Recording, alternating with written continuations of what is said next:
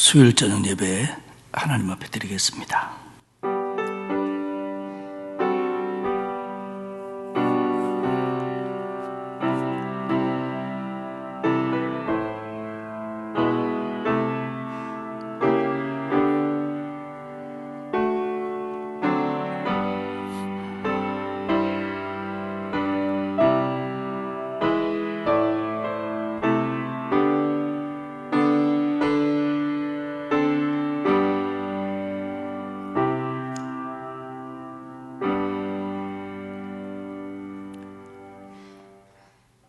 하루하루 지켜주시고 인도해 주시는 하나님의 사랑 진심으로 감사를 드립니다.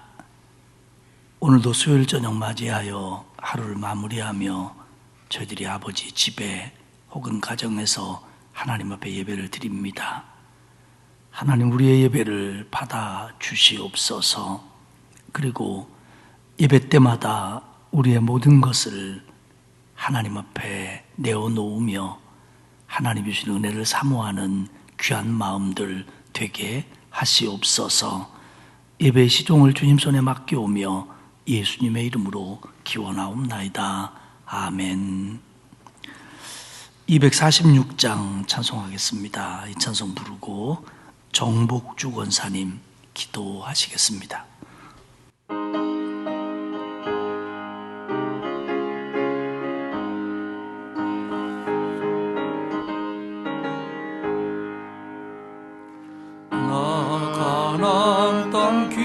성에 들어가려고 내 무거운 짐 벗어버렸네. 죄 중에 다시 방황할 일 전혀 없으니 저 생명 시냇가에 살겠네. 길이 살겠네. 나 길이 살겠네. 저 생명 시냇가에 살겠네. 길이 살겠네. 나 길이 살겠네. 저 생명 시냇가에 살겠네. 그 불과 구름 기둥으로 인도하시니 나 가는 길이 형통하겠네. 그 요단강을 내가 지금 건넌 후에는 저 생명 시냇가에 살겠네. 길이 살겠네. 나 길이 살겠네. 저 생명 시냇가에 살겠네. 길이 살겠네. 나 길이 살겠네. 저 생명 시냇가에 살겠네. 내 주린 영혼 만나로서 먹여주시니 그 양식 내게 생명 되겠네. 이후로 생명 양식 주와 함께 먹으며 저 생명 시냇가에 살겠네. 길이 살겠네. 나 길이 살겠네. 저 생명 시냇가에 살겠네. 길이 살겠네. 나 길이 살겠네. 저 생명 시냇가에 살겠네. 아멘. 사랑의 하나님, 믿음의 저요 온전케 하시는 주님, 귀한 이 시간 예배로 영광 돌릴 수 있게 하시니 감사합니다. 그동안 비대면 예배로 드리면서 예배의 소중함과 오직 주님만이 영광 받으실 임을 알게 하시니 감사합니다. 여호와께서 너를 지켜 모든 환난을 면케 하시며 또 내 영혼을 지키시리로라 하시니 또한 참으로 감사합니다. 부족하고 연약한 저는 시간이 지나고 세월이 지나서야만이 깨닫게 되니 주님 불쌍히 여기시고 믿음을 허락하여 주시옵소서. 아멘. 근심 걱정이 변하고 기도와 찬양이 되게 하시고 말씀과 예배를 통해 소망을 안고 복음의 빚진 자 되지 말고 주님의 증인이 되게 하시옵소서. 아멘. 하나님의 명령과 규례와 법도를 지켜 여호와께서 우리의 앞서 가시며 나와 함께 하사 너를 떠나지 아니하시며 버리지 아니하시리니 너는 두려워 말라 놀라지 말라 하시니 두려워 아니하며 담대히 달려갈 길을 가게 하시옵소서. 아멘. 너의 모든 것 필요한 것 넘치도록 채워주신다 하셨으니 감사합니다. 아멘. 천국을 소망을 갖는 우리에게 다가오는 현실을 잘 감당할 수 있도록 우리의 믿음을 더욱더 견고하게 설 수 있도록 지켜주시옵소서. 아멘. 아버지 하나님, 우리의 가정들을 지켜주시고 어른이나 어린아이에게 이르기까지 아버지 하나님 해안받지 않는 우리의 삶 속에서 감사가 넘쳐날 수 있도록 우리의 가정들과 우리의 자녀들과 우리의 부모들과 모든 성도들을 지켜주시옵소서. 아멘. 아버지 하나님, 이제 우리 목사님, 담임 목사님께서 주의 말씀 가지고 이 시간 서실 때 주님의 놀라운 역사, 아버지 하나님 권능을 허락하여 주시고 정말 말씀을 듣는 우리에게 아버지 하나님 한없는 은혜의 시간이 될 수 있도록 축복하여 주시옵소서. 아버지 하나님 담임 목사님을 더욱더 아버지 하나님 권능과 능력으로 아버지 하나님 덧입혀 주심으로 인하여 주의 말씀을 아버지 하나님 증거하실 때 주 안에서 항상 강건하고 축복받는 귀한 우리 담임 목사님 될 수 있도록 지켜주시옵소서. 아버지 하나님 우리 예배를 아버지 하나님 주여 지켜주시고 환경과 여건을 허락하셔 주시는 성령님이 함께 하시는 이 시간 삶을 들여 감사를 영광 돌리게 하시고 영원히 함께 하시기를 예수 그리스도의 이름으로 간절히 기도드리옵나이다. 아멘. 아멘.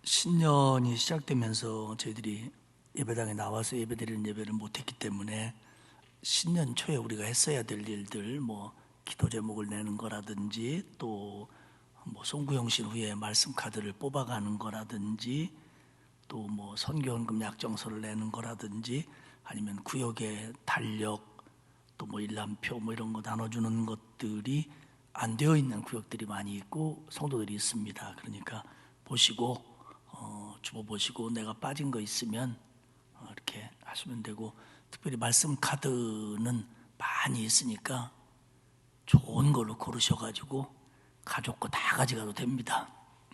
그래서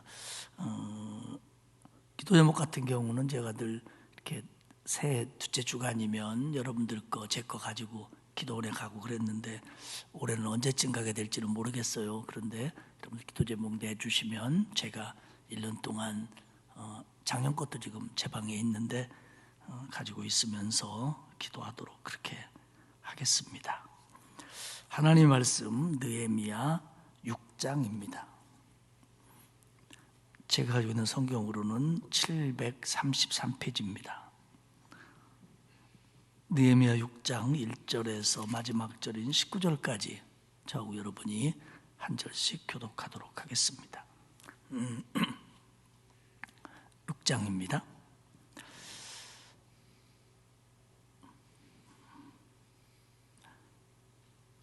산발랏과 도비아와 아라비아 사람 게셈과 그 나머지 우리의 원수들이 내가 성벽을 건축하여 허물어진 틈을 남기지 아니하였다 함을 들었는데 그때는 내가 아직 성문에 문짝을 달지 못한 때였더라.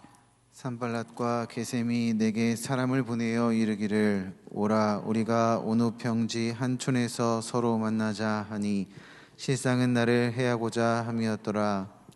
내가 곧 그들에게 사자들을 보내어 이르기를 내가 이제 큰 역사를 하니 내려가지 못하겠노라. 어찌하여 역사를 중지하게 하고 너희에게로 내려가겠느냐 하매 그들이 4번이나 이같이 내게 사람을 보내되 나는 꼭 같이 대답하였더니 산발랏이 5번째는 그 종자의 손에 봉하지 않은 편지를 들려 내게 보냈는데 그 글에 이르기를 이방 중에도 소문이 있고 가스무도 말하기를 너와 유다 사람들이 모반하라 하여 성벽을 건축한다 하나니 내가 그 말과 같이 왕이 되려 하는도다. 또 내가 선지자를 세워 예루살렘에서 너를 들어 선전하기를 유다의 왕이 있다 하게 하였으니 지금 이 말이 왕에게 들릴지라.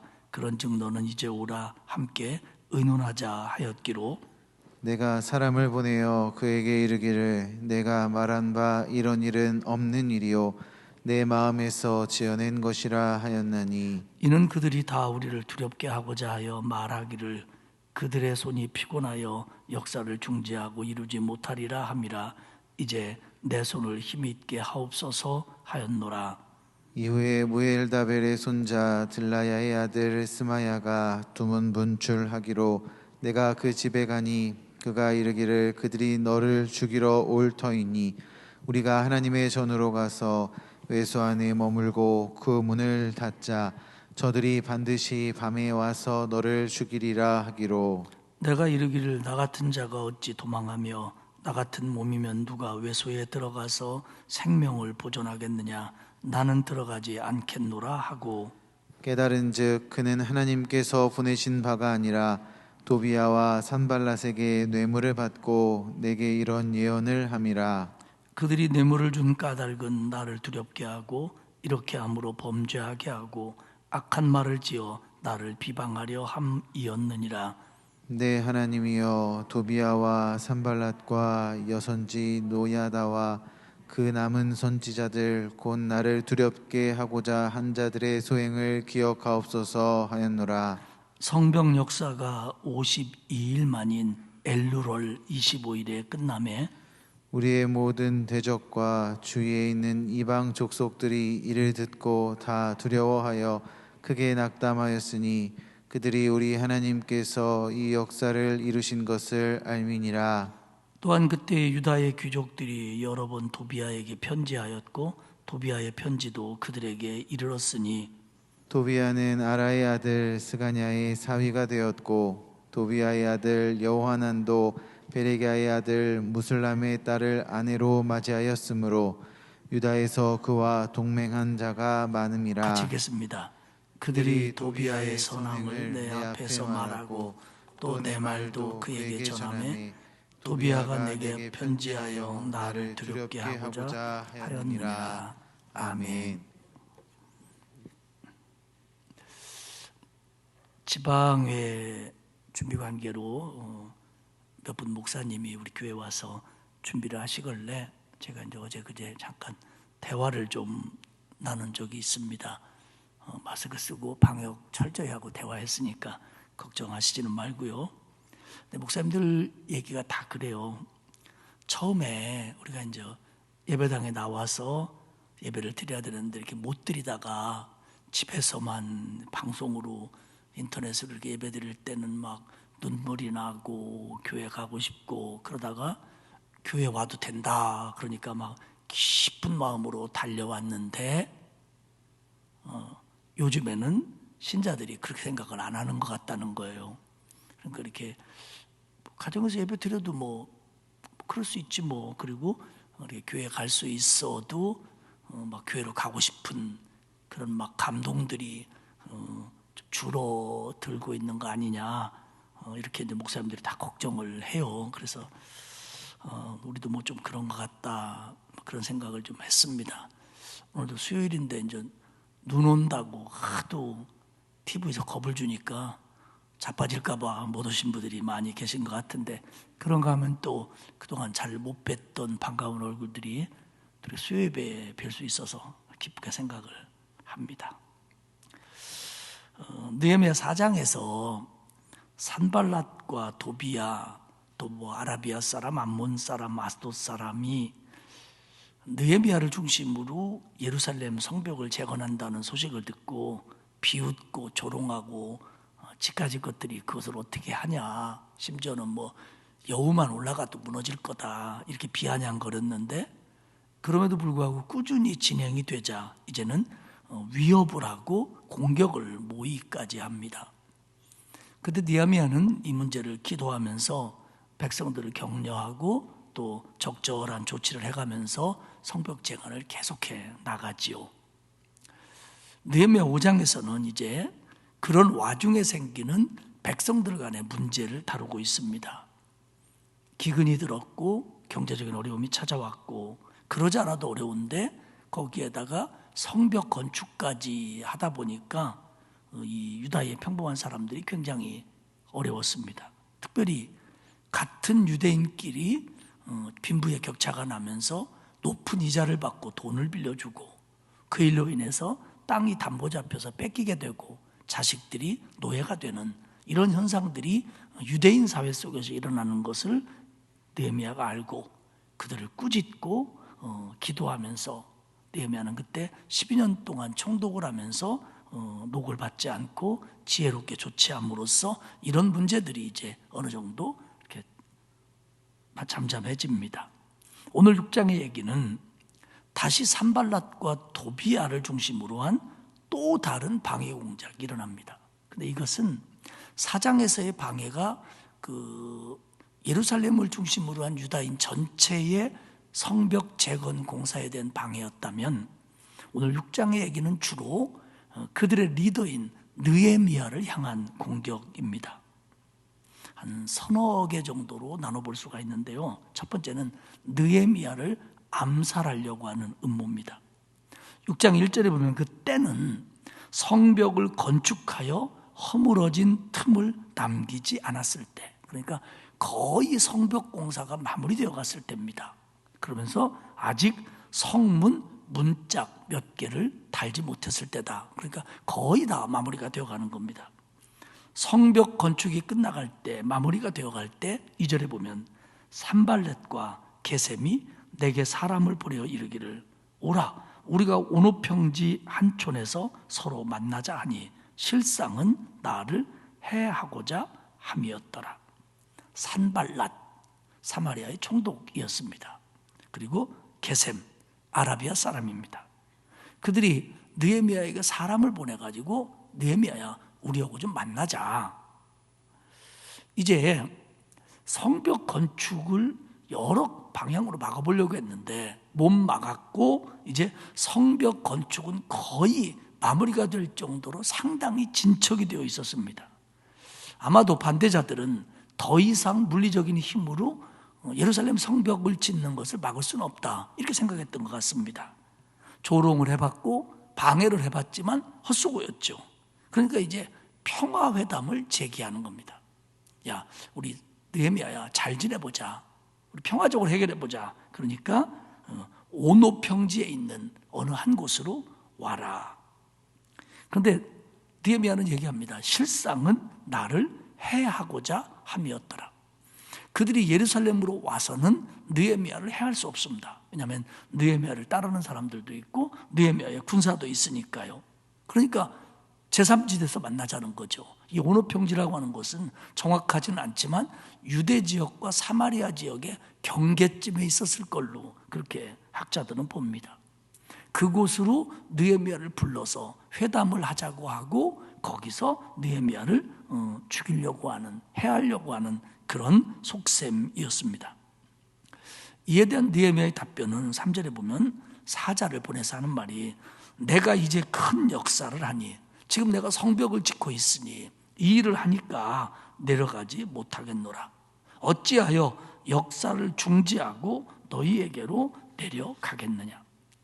나는 지금 하는 일이 이게 좀 너무 무거운 일이다, 중요한 일이다. 그러니까 내가 갈 수 없다. 사실 느헤미야가 가려고만 하면 가도 되지요. 이제 쭉 벌써 해왔고 마무리도 안 되기 때문에 느헤미야가 뭐 하루 이틀 자리를 비운다고 그래서 성벽 재건이 안 될 리가 없습니다. 그런데 그들의 속셈을 알기 때문에 거절하는 겁니다. 또 하나, 그 회담이 중요하다고 할지라도 느헤미야는 자기에게 지금 더 중요한 일은 그가 말한 것처럼 큰 역사입니다. 성벽을 재건하는 일이 중요하기 때문에 회담이 진짜든 아니든 느헤미야는 가지 않았을 겁니다. 근데 산발랏은 집요합니다. 4절에 의하면 이와 같이 똑같은 일을 4번이나 했다는 거예요. 4번이나 사자를 보내고 4번이나 편지를 써보내고 어서 만나자. 포기하지 않았습니다. 만약에 산발랏의 의도가 그가 말한 대로 정말 의논하기 위한 거라면 지가 예루살렘으로 오면 되지요. 왜냐하면 산발랏이 예루살렘에 왔다고 그래서 느헤미야나 예루살렘 사람들이 산발랏을 해할 리가 없습니다. 그럴 이유가 없어요. 느헤미야는 산발랏이 볼 때는 느헤미야가 없어졌으면 좋겠지만 느헤미야는 산발랏이 싫었지만 그 정도는 아니었습니다. 그런데 산발랏이 예루살렘에 오지 않는 이유는 회담 때문이라면 오면 되는데 느헤미야를 해하려고 하기 때문에 예루살렘에서는 안 되는 겁니다. 그래서 4번씩이나 똑같은 시도를 하는 거죠. 느헤미야의 마음을 움직여 보려고. 그런데 느헤미야는 거기에 응답을 하지 않습니다. 다시 한 번 더 정리를 하면 이 산발랏이라고 하는 사람은 사마리아의 총독입니다. 다 같이 그 페르시아의 지배하에 그 당시에는 거의 모든 중동이 그리고 애굽까지도 파사가 지배를 했었습니다. 실제적으로. 그리고 도비아라고 하는 사람은 산발랏의 오른팔과 같은 수하예요. 그런데 이 도비아는 아마도 예루살렘에서 살기도 했을 것이고 또 예루살렘을 직간접으로 다스리는 일에 관여했을 걸로 성서학자들은 봅니다. 뒤에 가서 이제 다시 한번 이야기를 하겠습니다. 아마도 그 세스바살과 스룹바벨에 의해서 포로 1차 귀환했을 때 그때 이제 스룹바벨이 총독을 합니다마는 그로부터 느헤미야 때까지는 제법 시간이 흐르거든요. 그 사이에 아마도 그 느헤미야가 총독으로 오기 직전에 사마리아와 유대는 붙어 있으니까 아마 이 총독이 어쩌면 한 사람이 혹은 산발랏이 그리고 산발랏 수하에 있는 도비아가 직간접으로 예루살렘을 중심으로 한 유대 지역에서 통치에 관여했을 걸로 봅니다. 그러니까 이런 상태에서 느헤미야가 파사 왕의 칙령으로 정식 총독이 되어서 예루살렘에 오니까 그들은 이것이 싫었던 겁니다. 그리고 더 싫은 이유는 또 있습니다. 뒤에 가서 얘기를 하겠습니다. 그리고 이 게셈이라고 하는 사람은 아라비아 사람입니다. 유다 지역을 중심으로 남쪽, 동쪽에서 살고 있는 사람들입니다. 역시 그들도 파사의 지배를 받아요. 하지만 이 지배라고 하는 것이 이 당시에 지배라고 하는 것이 일본이 우리나라를 지배하는 것처럼 그렇게 완전한 힘을 가지고 지배하지 못했고 거기에 있는 총독들, 관리들 세워놓고 이렇게 지배를 했기 때문에 지들 나름대로 자치권도 좀 있었고 어떤 때는 왕의 명령도 좀 안 들을 때도 있었고 이런 것이 통하는 때였다라고 하는 겁니다. 그런데 이 유다를 중심으로 산발랏, 도비아, 게셈 이런 사람들은 짝짝꿍이 되어가지고 지금 느헤미야가 성벽을 건축하는 걸 방해합니다. 왜냐하면 느헤미야는 철저한 분리주의자입니다. 분리주의라고 하는 것이 그 단어의 뜻만 가지고는 어감이 나쁜데 아닙니다. 이 사람은 뭐냐면 우리가 파사의 지배를 받고 사마리아, 게셈 이런 거에 둘러싸여 있다고 할지라도 우리는 하나님의 백성이다. 하나님의 백성은 하나님의 백성으로서의 정체성이 있어야 되고 이 땅은 하나님이 우리에게 예배하라고 준 땅이기 때문에 예루살렘을 중심으로 우리는 어느 지배를 받든지 간에 우리는 우리의 신앙을 지켜가야 된다. 그러기 위해서는 예루살렘 성벽을 세워서 저들로부터 우리가 조금은 독립적이어야 되고 안정적이어야 되고 우리만의 정체성을 가져야 된다라는 게 느헤미야의 생각입니다. 그리고 그것을 지금 펼쳐왔고 거의 마무리가 되어왔어요. 그러니까 이게 만약에 예루살렘을 중심으로 유대가 하나의 힘을 가지면 사마리아나 주변에 있는 나라들은 지금까지 유대와 관계했던 상업이라든지 경제적인 이득이라든지 또 어떤 때는 통치권이라든지 이런 거에 대해서 상당히 자기들이 손해를 보는 그런 생각을 가지고 있기 때문에 느헤미야 같은 사람이 예루살렘에 없기를 바라는 겁니다. 그래서 예루살렘이 그저 유야무야되고 자기들이 하는 대로 자기들이 그저 정책을 펼치고 경제적인 착취를 하고 그래도 그냥 따라오는 그런 지역이 되기를 그들은 바랬던 겁니다. 근데 느헤미야라고 하는 사람 때문에 이게 지금 안 되고 있거든요. 유다라고 하는 지방이 예루살렘을 중심으로 요새화되는 것이 그들은 절대로 싫었습니다. 정치적인 이유 때문에, 경제적인 이유 때문에 그랬던 겁니다. 그래서 느헤미야를 죽이려고 했지만 사실은 실패합니다. 그러자 두 번째는 이제 느헤미야를 모함합니다. 근데 모함도 보통 모함이 아니라 어떻게 모함하냐면 느헤미야가 왕이 되려고 하는 거다, 이렇게 모함을 합니다. 저는 먼저 사극을 본 지가 굉장히 오래됐는데 사극 보면 그렇죠. 전하, 지금 아무개가 영모를 꾸민다고 합니다. 그럼 왕이 어떡하죠? 저런 XX놈 당장에 잡아와서 목을 쳐라. 왕이 제일 싫어하는 게 영모입니다. 누군가가 왕이 되려고 하는 거, 자기 말고. 그러니까 산발랏은 이제 프레임을 어떻게 짜냐면 느헤미야가 왕이 되려고 한다. 왕이 되려고 예루살렘 성벽을 져서 진의 나라를 만들려고 하는 거다, 이렇게 이제 모함을 합니다. 5절에 보면 산발랏이 5번째 편지를 보냅니다. 그런데 이 편지는 부하의 손에 봉하지 않은 편지를 보냅니다. 근데 우리 생각으로는 편지를 편지봉투에 넣어서 붙였든 안 붙였든 누구에게 갖다 주라 그러면 속 내용을 우리는 못 보잖아요. 일부러 보려고 하지 않으면 못 보잖아요. 근데 이 당시에 편지라고 하는 게 그렇게 조그만 데서 쓸 수 있는 게 아니잖아요. 아마도 이때 파피루스에 쓰였을 텐데, 파피루스도 나중에 예수님 때 이렇게 와갖고는 굉장히 세련되고 또 정교해지지만 이 당시에 파피루스라는 건 굉장히 거칩니다.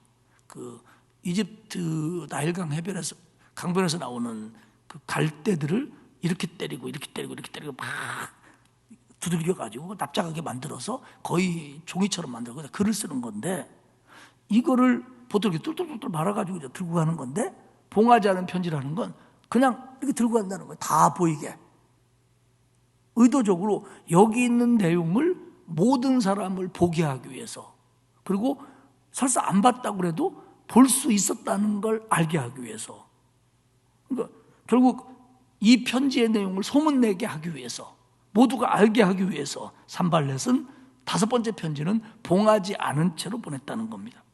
근데 그 내용이 뭐냐? 6절에 나와요. 그 글에 이르기를 이방 중에도 소문이 있고, 가스무도, 게셈을 얘기합니다. 가스무도 말하기를 너와 느헤미야와 유다 사람들이 모반하려 하여 성벽을 건축한다 하나니 네가 그 말과 같이 왕이 되려 하는도다. 야, 느헤미야야, 지금 이런 소문이 페르시아 전체에 나 있다 라는 내용을 소문 내려고 적지 않고 봉하지 않고 보냈다는 거예요. 이 편지 내용이 뭐냐면 지금 페르시아 전체에 소문이 났는데 그게 뭐냐면 네가 왕 되려고 하는 거다, 이게 소문났다는 내용을 적어서 홀딱 까가지고 들고 가는 겁니다. 소문나라고. 이게 지금 산발렛의 작전이에요. 주변의 여러 나라가 다 알고 있다, 느헤미야가 왕 되려고 하는 걸. 이걸 소문내는 겁니다. 만약에 이게 사실이라면, 정말 페르시아 왕이 그렇게 알았다면, 그리고 그것이 사실로 판명된다면 느헤미야는 성벽 재건을 당장 중지해야 되고, 어쩌면 파사왕은 군대를 이끌고 예루살렘에 올 수도 있는 그런 상황입니다. 결국 느헤미야를 겁먹게 만들고 많은 유다 백성과 예루살렘 사람들을 두려움을 갖게 하려고 하는 일입니다. 실제로 에스라 4장 7절 이하에 보면 주동자는 달랐지만 지금 이 사건이 벌어진 것보다 그리 오래되기 전에 아닥사스다 왕 때 이런 식으로 조서를 올려서 예루살렘 성벽 건축을 중지시킨 일이 있었어요. 그렇기 때문에 다 아는 겁니다. 이게 사실이든 사실이 아니든 그렇게 소문난다면, 그렇게 알려진다면 느헤미야에게는 치명적인 문제가 생기고, 그리고 예루살렘 사람들에게도 굉장한 어려움이 찾아올 거라는 걸 누구나 다 아는 거예요. 그래서 산발랏은 이걸 왕도 알고 있고 소문 다 났다더라 하는 편지를 모두가 볼 수 있도록 공개하면서 느헤미야에게 전달을 했던 겁니다. 그러면 7절에 뭐라고 하냐면, 또 내가 느헤미야 네가 선지자를 세워 예루살렘에서 너를 들어 선전하기를 유대에 왕이 있다 하게 하였으니 지금 이 말이 왕에게 들린지라. 그런즉 너는 이제 와라, 함께 의논하자 하기로. 느헤미야가 왕이 되려고 한다는 것을 파사왕도 알고 있다. 그리고 자기가 왕이 되면 그걸 선포할 선지자까지 세워놨다고 소문이 나 있다. 파사의 왕은 소문을 들어 알든지 정식으로 보고를 받든지 알게 될 거다. 그러니까 너 이제 큰일 났다. 너의 배신과 너의 반역은 이제 왕이 알게 될 거다. 그럼 너 큰일 났다. 그러니 나하고 의논하자. 이게 산발랏입니다. 결국 뭡니까? 안 오면 내가 이거 잃을 거다. 안 오면 이거 소문 더 낼 거다. 이겁니다. 사실 느헤미야 입장에서는 이 문제를 집간놈이 그렇게 하려면 해 하고 넘어가기에는 상당히 큰 문제입니다. 본인이 안 했다고 느헤미야는 그런 마음 없지요. 하지만 성벽을 재건한 건 분명한 거고 그거는 파사왕이 허락한 거예요. 그런데 이 성벽 재건의 목적이 파사왕이 아는 것과 달리 예루살렘에서 느헤미야가 왕 노릇하려고 하는 겁니다 라고 하는 소문이 왕에게 전해진다면 정말 왕이 오해할 수 있는 부분이 생길 수도 있거든요. 이런 걸 이제 느헤미야가 겁주는 겁니다. 그래, 나하고 상의하자. 내가 여기서 총독을 해먹었어도 너보다 더 많이 해봤고 내가 알아도 너보다 많이 한다. 그러니 우리 상의하자. 산발랏이 그렇게 느헤미야를 자꾸 끌어들이는 겁니다. 느헤미야는 6장 8절에서 이렇게 대답해요. 내가 사람을 보내어 그에게 이르기를 내가 말한 바 이런 일은 없는 일이요 내 마음에서 지어낸 것이다. 맞지요? 느헤미야는 단호합니다. 아유, 큰일 났네. 그렇게 됐나? 이거 어떻게 하면 되지? 하지 않습니다. 이거는 거짓이다. 그리고 이건 네가 지어낸 말이잖아. 나 그거에 안 움직였다. 만약에 여기서 느헤미야가 내 진심은 그게 아니지만 소문 났다니까 한번 만나봐야지 라고 했다면 느헤미야가 그 사실을 인정하는 것밖에 안 됐을 거예요. 그러면 오히려 소문이 느헤미야가 그렇게 하려고 하다가 들키니까 산발랏과 모의했다, 산발랏에게 도움을 구했다, 이렇게 소문이 나버릴 수도 있는 상황입니다. 그렇기 때문에 느헤미야는 정말 어렵게 될 뻔했어요. 그 소문을 인정하는 것밖에 안 되거든요. 그러니까 느헤미야가 안 갑니다.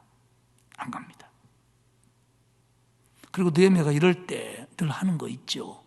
기도입니다. 9절에 뭐라고 하냐면 그들이 다 우리를 두렵게 하고자 하여 말하기를 그들의 손이 피곤하여 역사를 중지하고 이루지 못하리라 함이라. 이제 내 손을 힘있게 하옵소서 하였더라. 저들의 의도는 우리를 두렵게 해서, 우리를 겁먹게 해서, 우리를 갈라지게 해서 더 이상 이 일을 진행하지 못하도록 만들려고 하는 게 목적이다. 우리가 알고 있는 것처럼 우리 속지 말자. 하나님, 지금 이럴 때 나한테 힘을 주십시오. 힘을 주십시오.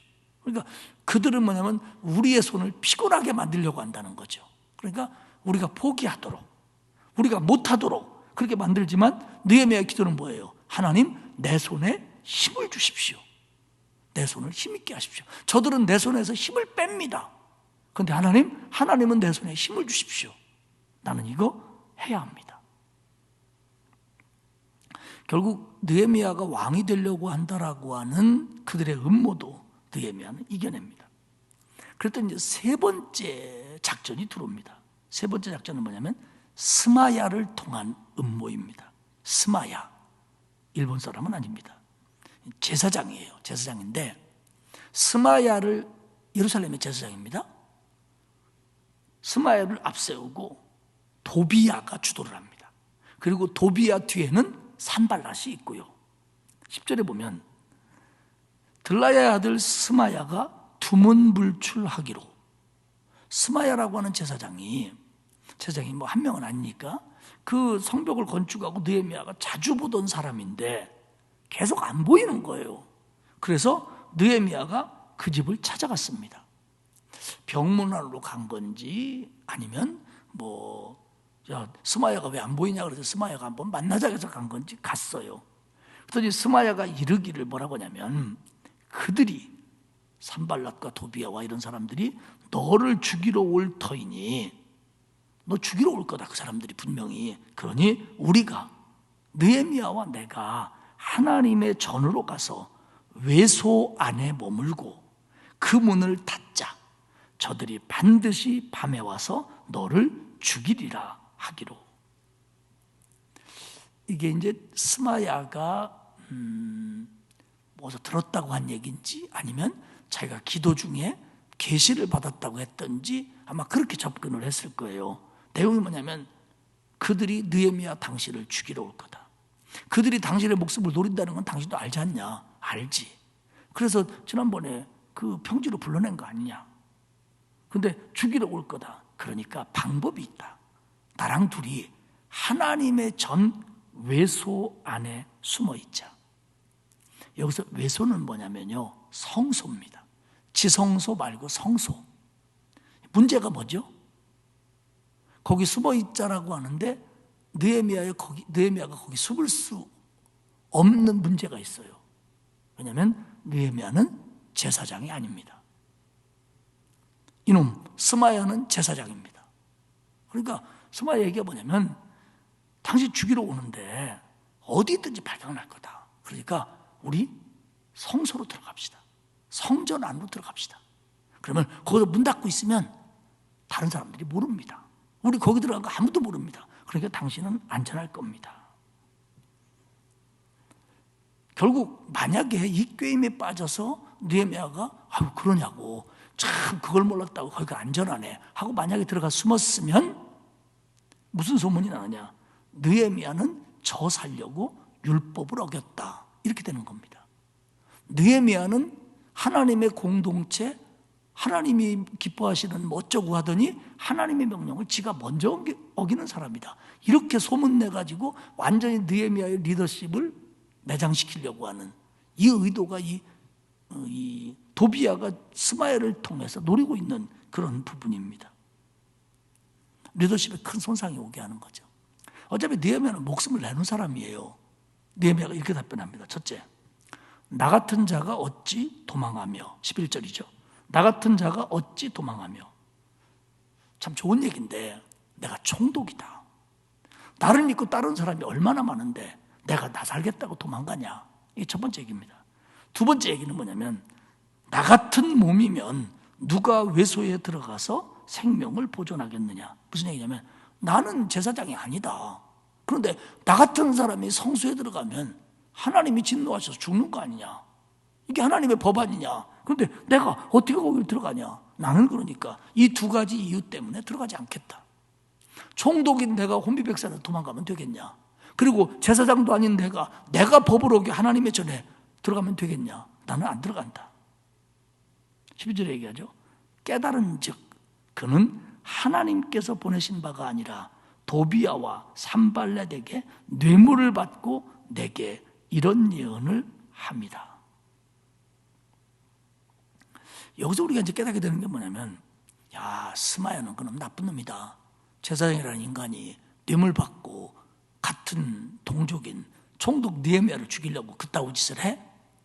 맞지요. 근데 더 중요한 건 뭐냐면, 이 도비야와 연결되어 있는 예루살렘 사람들이 많이 있었다고 하는 거예요. 뒤에 그 얘기가 쭉 나와요. 이 도비야와 연결되어 있는 예루살렘 사람들, 그 사람들도 주로 지도자들이고 귀족이고 부자들이었어요. 그러니까 지금 느헤미야가 오기 전에 예루살렘에 터잡고 있었던 사람들이 이 도비야하고 굉장히 가까운 거예요. 그래서 다른 데는 다 산발랏 이름이 먼저 나오다가 뭐 성소로 도망가자라고 하는 요 음모부터는 도비야와 산발랏이 이렇게 나옵니다. 그러니까 도비야가 주관하는 거예요. 결국 13절에 얘기합니다. 그들의 의도가 뭐냐? 나를 두렵게 해서, 나로 하여금 범죄하게 해서 다른 사람들로 하여금 나를 비방하게 만들려고 하는 거다. 아니, 느헤미야도 죽인다고 그러는데 어찌 안 두렵겠어요?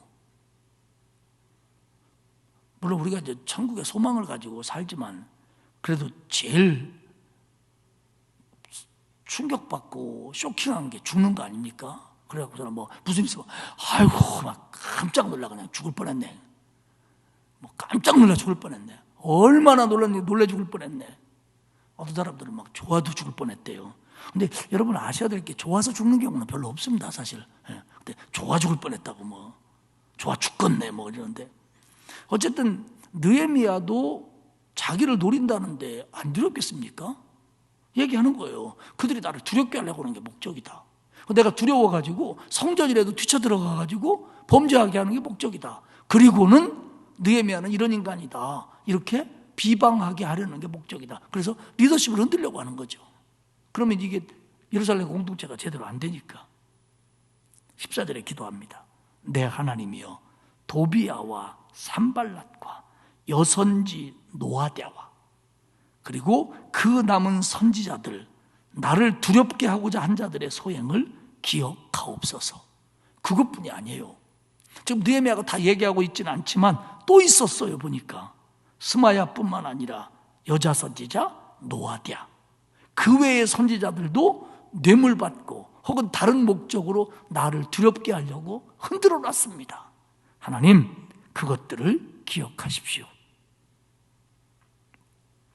그러니까 당시 예루살렘은요, 느헤미야가 왔을 때 느헤미야가 총독이 되어서 바벨론에 포로잡혀갔던 사람들을 끌고 그리고 또 총독의 왕의 후원을 입고 예루살렘에 왔을 때 다 좋아한 게 아니에요. 보니까 거기에 정말 느헤미야와 함께 하나가 돼서 하나님께 전심으로 헌신한 사람들도 있지만 그거보다는 자신들의 사리사욕을 생각해서 자기의 이익이 어떻게 될 건가 이거부터 먼저 생각한 사람들도 있었어요.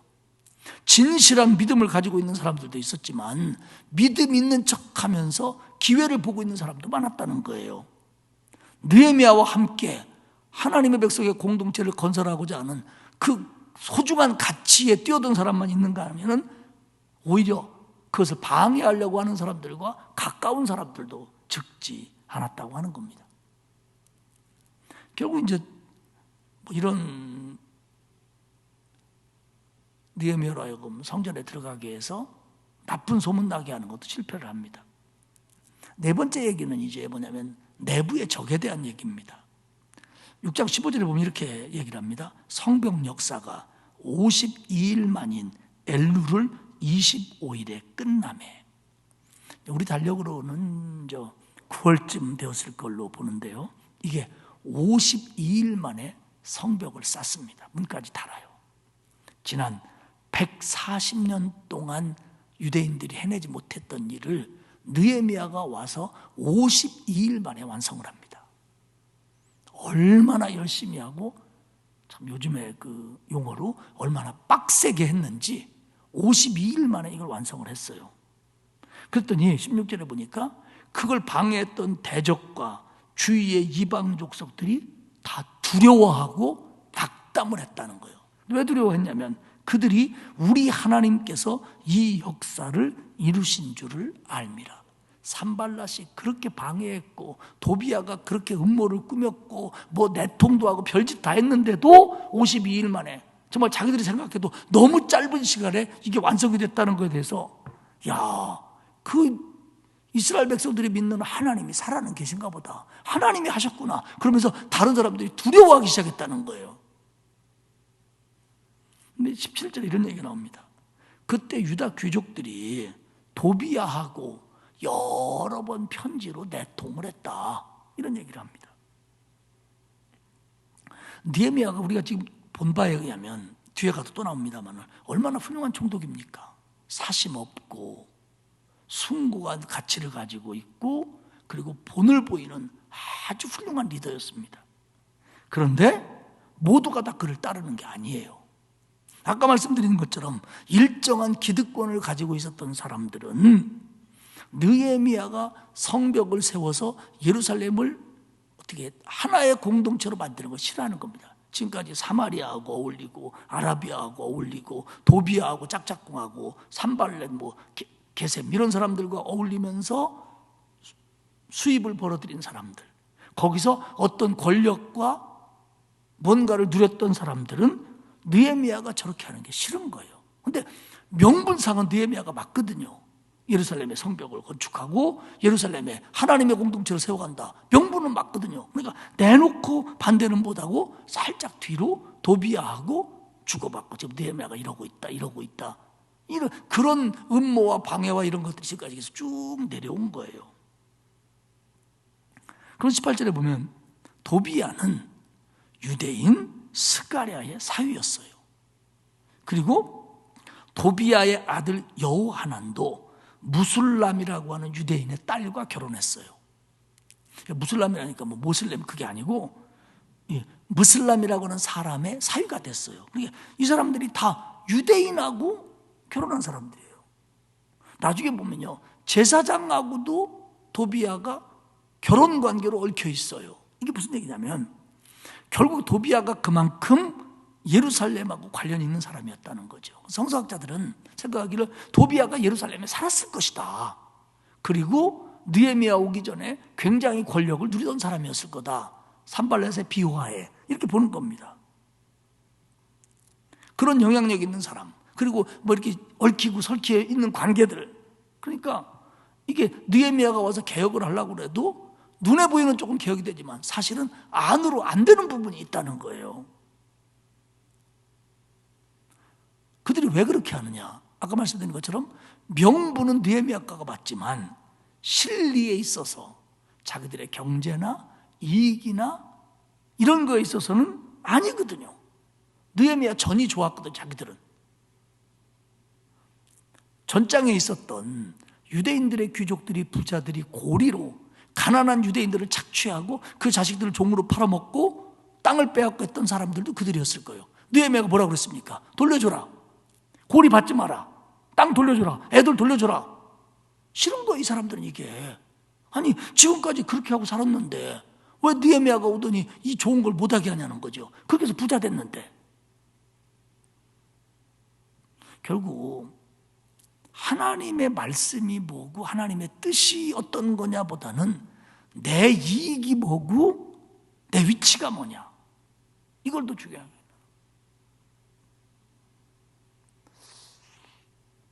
우리는 물론 이제 우리도 다 경제적인 거 생각하지 않을 수 없고 또 우리의 위치나 영향력 같은 걸 100% 무시하고 산다 그러면 거짓말이겠죠. 그러나 하나님의 뜻이라고 하는, 하나님이 기뻐하신다고 하는 것들이 분명하게 쓴다면 그것이 지금 얘기한 것들과 반대 개념이 된다면 이쪽은 포기해야 되는데, 버려야 되는데, 오히려 하나님이 기뻐하시는 일, 하나님이 원하는 가치는 포기하고 내가 누리던 것만 계속 누리겠다는 거예요. 그러니까 느헤미야하고 보이는 보이지 않는 마찰이 계속되는 거고, 느헤미야만 없어지면 전으로 돌아갈 거다, 이런 생각에 그들은 도비야와 산발랏과 내통하면서 이런 일을 실제적으로 진행을 했다라고 하는 겁니다.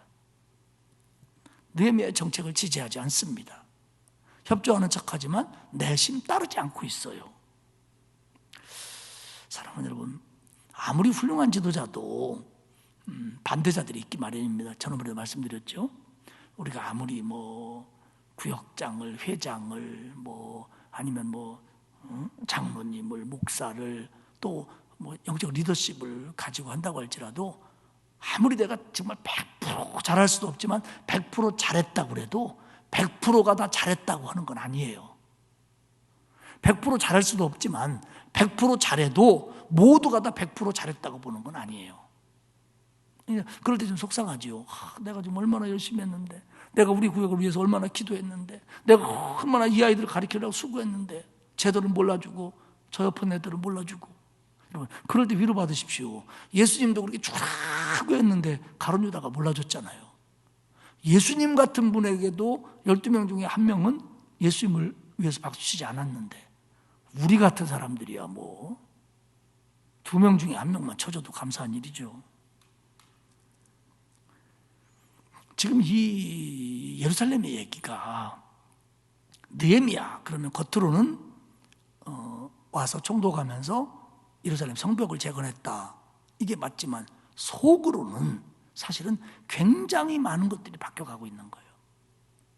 그 전체적으로 바벨론에서 돌아와서 다 어려웠던 예루살렘 사람들의 살림, 그 중에서도 돈을 번 자가 있고 어떻게 됐는지는 모르지만 옛날 땅을 찾았는지 뭐 어떻게 됐는지 하여간 그래서 고리를 빌려주면서 착취를 하고 이런 구조가 생기고, 또 일부는 이방인들과 짝짝꿍이 돼가지고 결혼도 하고 동업도 하고 그러면서 자신들의 위치와 부를 쌓아가고, 그러니까 이런 것들을 개혁하려고 느헤미야에게는 상당히 안으로 문제가 많았고, 사실은 느헤미야는 이런 것들을 막기 위해서 우선 성벽부터 쌓아야겠다. 그래서 우리를 안정감 있게 만들어 놓고 안에 고쳐가자. 이게 이제 느헤미야의 생각이잖아요. 근데 이런 것들이 쉬운 일만 아니었다는 거예요. 그래서 제가 지난주에도 말씀드렸지만 어떤 성서학자는 느헤미야를 뭐라고 부르냐면 역사의 새벽을 가져온 사람이라는 거예요. 성벽만 쌓은 게 아니라 정말 예루살렘 사람들에게 새벽이라는, 새날이라는 소망을 준 사람이 느헤미야다, 이렇게 높게 평가를 하고 있습니다. 말씀을 마치겠습니다. 믿음의 길을 걸어가는데 꼭 직분을 맡고 막 대단한 일을 하지 않더라도 우리가 헌신을 하고 바른 신앙의 길을 걸으려고 하는데 잘하려고 하면 할수록 방해도 있고요, 오해도 있고요, 그리고 그런 일로 인해서 상처를 받을 수도 있습니다. 결국 그런 사람들을 통해서 악한 영들은 내 손에 힘을 빼는 거예요. 내 마음에 힘을 빼는 거예요. 못하게. 기도하려고 하면 기도에 힘 뺐고, 헌신하려고 하면 헌신에 힘 뺐고, 말씀 읽으려고 하면 갑자기 좋던 눈이 침침해지고, 그동안은 그렇게 불면증으로 시달렸는데 성경만 보면 잠이 그렇게 오네. 보약인지 이게 뭔지 여러 가지 방법으로 방해를 한다는 거죠. 느헤미야처럼. 느헤미야가 기도를 안 하는 사람입니까? 생각이 잘못된 사람입니까? 그런데도 방해가 있는 거예요. 이게 세상이에요. 우리도 마찬가지예요. 수많은 방해들이 있고 우리에게 상처를 줄 겁니다. 우리의 힘을 빼는 거예요. 그만둘게요. 알아주지도 않는데 뭐, 해봤자 안 되는데 뭐, 이게 내 한계인가 봐. 나는 할 만큼 했어. 이런 생각들이 들도록 만든다는 거예요. 근데 느헤미야는 어떻게 기도했습니까? 하나님이여, 내 손에 힘을 주십시오. 나를 힘있게 하십시오. 내가 이런 것들한테 지지 않게 하십시오. 내가 이런 상황에 지지 않게 하십시오. 내가 이런 오해로 인해서 상처받지 않게 해주십시오. 아니, 상처받는다고 하더라도 이겨내게 하십시오. 아니, 다 몰라준다고 해도 내가 이 일을 포기하지 않게 해주십시오. 이게 하나님이 기뻐하시는 일인데 그렇게 가는 겁니다. 우리는 느헤미야를 읽으면서 성벽을 쌓는 게 중요하구나, 그래가지고 뒤끝에다가 괜히 벽돌을 쌓을 이유도 없잖아요. 그렇잖아요. 그리고 괜히 여보 누구한테 이자 받는 거 있어? 이렇게 물어볼 일도 아니잖아요. 우리가 해야 될 일은 뭡니까? 우리의 신앙을 방해하는 일들이 어떤 일이 있을지라도 우리는 포기하지 말고, 아무리 악한 영이 힘을 빼놔도 하나님이 주는 힘을 공급받으면서 가는 거죠. 그리고 기도하면서 서로 격려하면서 하나님이 주신 지혜로 나와 하나님이 기뻐하시는 공동체를 위해서 가는 겁니다. 그렇게 가다 보면 하나님께서 성벽도 완성시켜 주시고 예루살렘 공동체도 새로 지켜주신 것처럼 우리에게도 열매를 주시고, 또 이제는 그런 것들 정도는 충분히 이겨낼 수 있는 그런 힘을 저와 여러분에게 주실 줄 믿습니다. 코로나도 우리의 힘을 빼는 그 어떤 겁니다. 이 코로나가 길어지면서 많은 성도들이 힘 빠졌어요. 그리고 힘 빠진 게 계속되니까 빠진 줄도 몰라. 이게 정상인 줄 알아요, 지금. 때로는 목사도 여러분도. 사랑하는 여러분, 이 질병이 또 여러분에게 닥친 어떤 어려움들이 우리의 힘을 빼놓는다고 할지라도 하나님, 내게 힘을 주십시오. 내가 이겨내게 하십시오. 느헤미야처럼 흔들리지 않고 가게 해주십시오. 그런 기도가 저와 여러분에게 있고 또 그 길을 하나님께서 지켜주시며 이끌어 주실 줄 믿습니다. 기도하겠습니다. 하나님 아버지 고맙습니다. 저희들을 구원하시고 때로는 은혜 주시며 감동 주시며 결단하게 하시며 헌신하게 하시니 고맙습니다. 그러나 저희들이 연약해서 그러면 그럴수록 방해도 있고 오해도 있고 상처도 받고 우리의 힘을 빠지게 하는 것들이 우리 앞에 너무 자주 많이 있음을 경험합니다. 그래서 우리가 그것들 때문에 얼마나 넘어지고 쓰러지고 힘 빠지고 중단하고 좌절했는지 모릅니다. 하나님, 우리의 연약함을 아실진대 우리의 손에 힘을 주옵소서. 우리의 믿음에 힘을 주옵소서. 우리 기도에 응답하여 주시고 어떤 어려운 문제도 헤쳐나갈 수 있도록 하나님 믿음과 용기와 지혜를 더하여 주옵소서. 이 코로나19 그리고 이 일구 속에서 일어나고 있는 우리의 주어진 상황들이 우리의 힘을 빼기에 충분하지만 하나님, 그렇다고 할지라도 힘 빠지지 말게 하시고 하나님이 주시는 힘으로 이겨내게 하옵소서. 우리 성도들 가정에 건강 문제, 물질 문제, 직장, 사업, 자녀 또 여러 가지 문제들로 정말 영적인 힘을 빼는 일들이 자주 일어날 텐데 하나님, 그때마다 새롭게 하시고 힘 주시어서 그게 아무리 큰 문제라고 할지라도 그 큰 문제보다 더 크신 하나님이 주시는 힘으로 이겨내고 걸어가고 그리고 열매 맺는 우리 모두가 되도록 도와주옵소서. 하나님 간절히 빕니다. 우리 성도들에게 힘을 주옵소서. 믿사옵고 예수님의 이름으로 기도합니다. 아멘. 299장 찬송하겠습니다.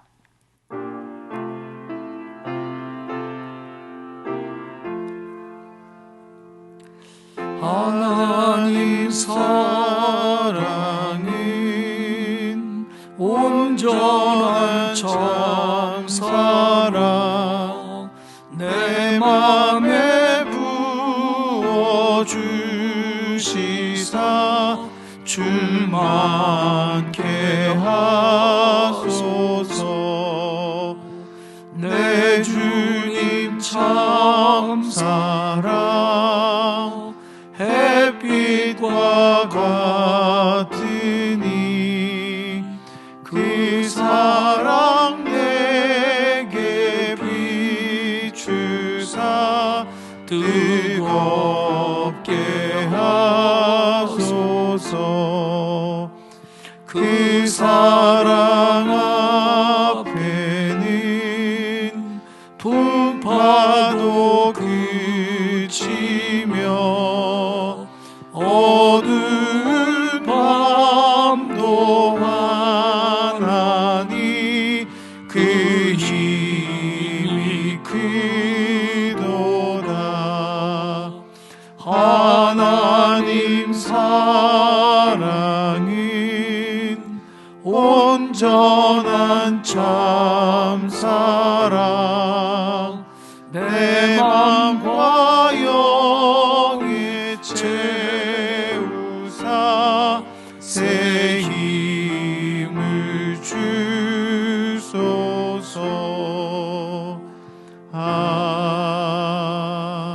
아멘. 우리 옆에 계신 분들과 눈빛으로 이렇게 인사하겠습니다. 하나님이 힘 주십니다. 그렇게 인사하겠습니다. 하나님 힘 주십니다. 눈에다 좀 힘 주고 얘기하면 좋죠. 기도하겠습니다.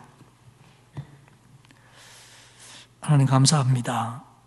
오늘도 수요일 저녁 맞이해서 성전에 나와 가정에서 예배하게 하셨으니 고맙습니다. 오늘 말씀을 마음에 새기게 하시고 느헤미야가 어떤 음모, 방해, 위협 속에서도 믿음 지키며 하나님이 주시는 힘으로 이겨냈던 것처럼 우리에게 어떤 어려움과 고난과 아픔이 있을지라도 하나님이 주신 힘으로 이겨낼 줄 믿고 담대하게 걸어가게 하옵소서. 또 내일도 또 하루하루의 삶 속에서도 하나님 특별히 코로나19 속에서 우리 성도들을 지켜주시고 하나님이 방패가 되어주시고 보호막이 되어주시고 산성이 되어주셔서 코로나19가 우리를 공격하지 못하도록 막아주시고 또 생활 형편상 직장에서 일터에서 나도 모르게 위험성 있는 사람들과 접할 수밖에 없다면 하나님 그때 우리들을 감추어 주시고 숨겨 주시고 덮어 주시고 그리고 피할 길을 열어 주옵소서. 코로나19라고 하는 우리를 두렵게 하고 힘 빠지게 하는 것들에게서 오히려 하나님이 주시는 힘을 통하여 이겨내고 이 어려운 시절을 믿음으로 승리하게 하시옵소서.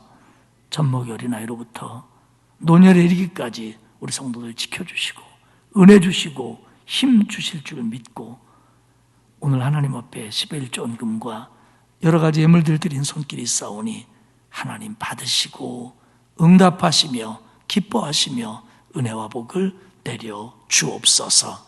감사드리며 예수님의 이름으로 기도합니다. 아멘.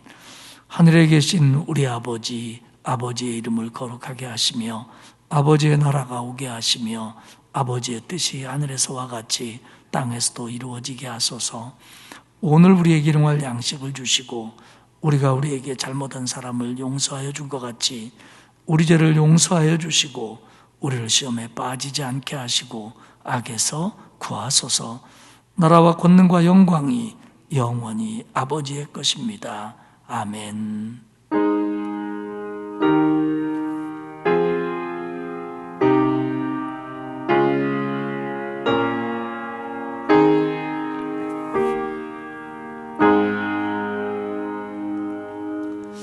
하나님, 나에게 힘을 주시옵소서. 내 손을 힘있게 하시옵소서. 하나님 앞에 말씀 붙들고 자유롭게 기도하시다가 돌아가도록 하겠습니다.